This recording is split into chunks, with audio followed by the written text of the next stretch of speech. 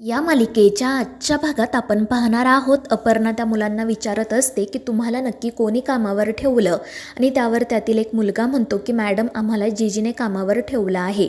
आम्ही सगळेजण अनाथ आहोत. जीजी आम्हाला खायला प्यायला देतो आणि कामाला लावतो. आणि ते ऐकून अर्जुन म्हणतो की अपर्णा मॅडम, आपल्याला एवढा पुरावा पुरेसा आहे. तर चिंचोकेसुद्धा म्हणत असतो की हो मॅडम, आता आपण ना त्या जीजीला ताब्यात घेऊ शकतो. तर त्यावेळी पोलीस स्टेशनमध्ये असणारा तो जीजीचा माणूस म्हणत असतो की मॅडम, तुम्ही असं मुलांना जबरदस्ती कबूल करायला लावू शकत नाही. मात्र अर्जुन त्या माणसाला गप्प राहायला सांगतो. तर अपर्णा त्या मुलांना विचारत असते की बाळांनो, तुम्ही कोर्टामध्ये सगळं खरं खरं सांगाल ना. मात्र त्यावेळी तो जीजीचा माणूस पोलिसांसमोरच त्यांना धमकी देतो की पोलीस उद्या बाजूला होतील, मात्र जीजी तुमचं काय करेल तुम्हालाही चांगलंच माहिती. आणि ते ऐकून अपर्णा अर्जुन त्या माणसावर खूप चिडतात. मात्र त्या माणसाला काही फरक पडत नाही. तो म्हणत असतो की जीजी तर मला लवकरच येथून सोडवेल, मात्र तुमचं काय होईल याचा विचार करा. आणि तो त्या मुलांना सुद्धा सांगतो की हे पोलीस ना उद्या बाजूला होतील, मात्र रस्त्यावर एखाद्या गाडीने तुम्हाला उडवला ना तर कोणी कंप्लेंट करायला सुद्धा पोलीस स्टेशनमध्ये येणार नाही. त्यामुळे आता काय करायचं तुम्ही तुमचं ठरवा. आणि त्यामुळे ती मुलं घाबरून अपर्णाला म्हणतात की मॅडम, आम्हाला यातलं काही माहिती नाही, आम्हाला तुम्ही काही विचारू नका. आणि ते ऐकून अपर्णा खूप चिडते, पण दुसरा मार्ग नसल्यामुळे ती त्या मुलांना आतमध्ये घेऊन जायला सांगते. त्यानंतर मग पुढे काय करायचं, त्या जीजीच्या विरोधात पुरावा कसा मिळवायचा याचाच सगळेजण विचार करत असतात. चिंचोके म्हणत असतो की आपण त्या मुलाला जरा घाबरवू, म्हणजे तो बरोबर सगळं कबूल करेल. मात्र अपर्णा म्हणते की नाही चिंचोके, ते लोकसुद्धा या मुलांसोबत असंच वागतात, आणि जर आपणही तेच केलं तर मग त्यांच्यात आणि आपल्यात काय फरक राहील. आपण त्यांना घाबरवायचं नाही, मारायचं नाही. जर त्या मुलांनी स्वतःहून सगळं कबूल केलं ना तरच चांगलं आहे. नाहीतर मग ते आपल्यासमोर कबूल करतील आणि कोर्टात जाऊन स्टेटमेंट बदलतील, आणि मग मात्र आपण काहीच करू शकणार नाही. त्यामुळे मग अर्जुन विचारतो की अपर्णा, मग आता आपण नक्की करायचं काय. आणि त्यावर अप्पी म्हणते की माझ्याकडे एक प्लॅन आहे. आणि मग त्यानंतर ती तिचा प्लॅन त्या तिघांना सांगते. आणि अपर्णाचा तो प्लॅन ऐकून सगळेजण तर खुशच होतात आणि लगेच कामाला लागतात. त्यानंतर आर्या एका पत्रकाराला घेऊन येते. ती आणि तो पत्रकार बाहेर उभे असतात. तर अपर्णा त्या मुलासोबत आतमध्ये बोलत असते. तो माणूस काचेमधून हे सगळं काही बघत असतो आणि त्याचा असा समज होतो की त्या मुलाने सगळी कबुली दिलेली आहे, त्याने जीजीचं नावसुद्धा घेतलेलं आहे. आणि मग आर्या त्या माणसाला म्हणते की कळलं ना तुम्हाला सर, आता या सगळ्या मागे कोण आहे ते. मग जा आणि इतर पत्रकारांना बोलावून आणा, आम्हाला लगेच प्रेस कॉन्फरन्स घ्यायची आहे. आणि त्यावर तो माणूस हो म्हणत बाहेर जातो. त्यानंतर अपर्णा आणि अर्जुनसुद्धा प्रेस कॉन्फरन्ससाठी बाहेर जातात.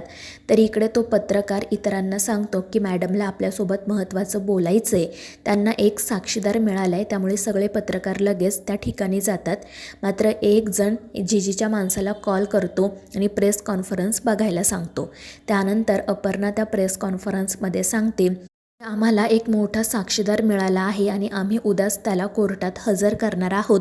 त्यानंतर कळेलच सगळ्यांना की यामागे कोण आहे ते. आणि अपर्णाची ती प्रेस कॉन्फरन्स बघून जीजी तर खूपच चिडतो. तर त्याच्यासोबतचे लोक म्हणत असतात की ही कलेक्टर तर खूपच हुशार निघाली, हिने आपल्याच एका मुलाला फितवलं आणि तोच आता आपल्या विरोधात कबुली द्यायला तयार झाला आहे. त्यामुळे जीजी घाबरून म्हणतो की जर त्या पोराने कोर्टात तोंड उघडलं तर सगळंच संपलं. आणि तो त्याच्या माणसांना सांगतो की काही करा, पण त्या पोराला कोर्टात पोहोचू देऊ नका. त्यानंतर अर्जुन आणि चिंचोके त्या मुलाला बाहेर घेऊन येतात. अर्जुन चिंचोकेला आणि त्या मुलाला गाडीत बसवतो आणि चिंचोकेला सांगतो की याला सुरक्षित ठिकाणी घेऊन जा. आणि त्यांची गाडी तेथून निघाल्यावर जीजीचा एक माणूससुद्धा त्यांचा पाठलाग करू लागतो. तर इकडे पत्रकार अर्जुनला वेगवेगळे प्रश्न विचारत असतात, पण अर्जुन काही उत्तर देत नाही. त्यानंतर शहराच्या बाहेर एका घरामध्ये चिंचोके त्या मुलाला घेऊन जातो. तर जीजीचा माणूस त्यांचा पाठलाग करतच असतो. आणि मग तो जीजीला कॉल करून सांगतो की त्या कलेक्टरने त्या पोराला शहराच्या बाहेर एका घरात आणून ठेवलं आहे. तर जीजी म्हणतो की मग आज रात्रीच काम पूर्ण कर, काही झालं तरी तो मुलगा कोर्टात पोहोचता कामा नये. आणि त्यावर तो माणूस हो म्हणतो. त्यानंतर रात्री अपर्णा अर्जुन घरी येतात. अमोलही त्यांच्यासोबतच असतो. तो विचारत असतो की मा बाबा, आज तुमची खूप धावपळ झाली का. आणि त्यावर ते दोघेजण हो म्हणतात.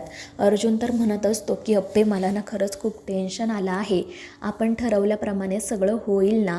उद्या त्या मुलाने कोर्टात साक्ष द्यायला हवी. आणि त्यावर अप्पी म्हणते की हो अर्जुन, सगळं काही ठीक होईल. मात्र अर्जुन म्हणतो की अप्पे, मला कधी कधी असं वाटतं की कायदा काही करू शकत नाही. मात्र अप्पी म्हणते की नाही अर्जुन, मला असं नाही वाटत. उलट गुन्हेगारांपर्यंत फक्त कायद्याचे हात पोहोचू शकतात, इतर कोणीही नाही.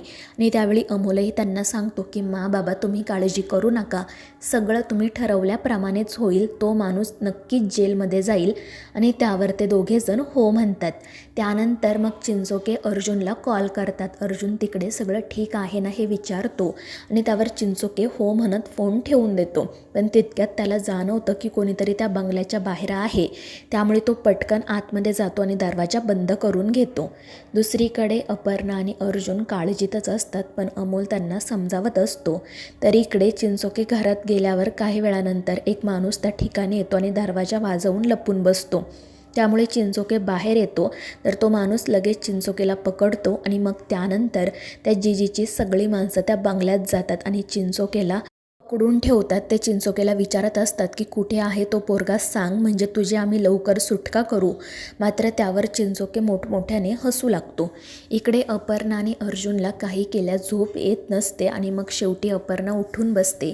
अर्जुन तिला विचारतो की काय झालं अप्पे. तर अप्पी म्हणत असते की अर्जुन, आपण खरंच ठरवल्याप्रमाणे सगळं होईल ना. तर अर्जुन म्हणत असतो की हो अप्पे, नक्की होईल. आणि नाही झालं तरी तुझ्याकडे दुसरा प्लॅन असेलच ना. आणि ते ऐकून अप्पीला हसू येतं. त्याच वेळी मग तिला एक कॉल येतो. ती अर्जुनला सांगते की चल, काम झालंय आपलं. आणि त्यामुळे अर्जुनही खुश होतो आणि ते दोघेजण लगेच त्या बंगल्याकडे जाण्यासाठी निघतात. ते दोघेजण जेव्हा त्या बंगल्यात जातात तेव्हा त्या जिजीच्या सगळ्या माणसांना बांधून ठेवलेलं असतं. आणि जेव्हा ते अपर्णा अर्जुनला बघतात तेव्हा खूप चिडतात आणि हे दोघे मात्र हसतच त्यांच्याकडे पाहत असतात. त्यानंतर चिंचोके त्या ठिकाणी येतो. तो हसतच त्या माणसांना म्हणत असतो की तुम्हाला काय वाटलं, कलेक्टर अपर्णा सुरेश मानेंचा प्लॅन असा अयशस्वी होईल का?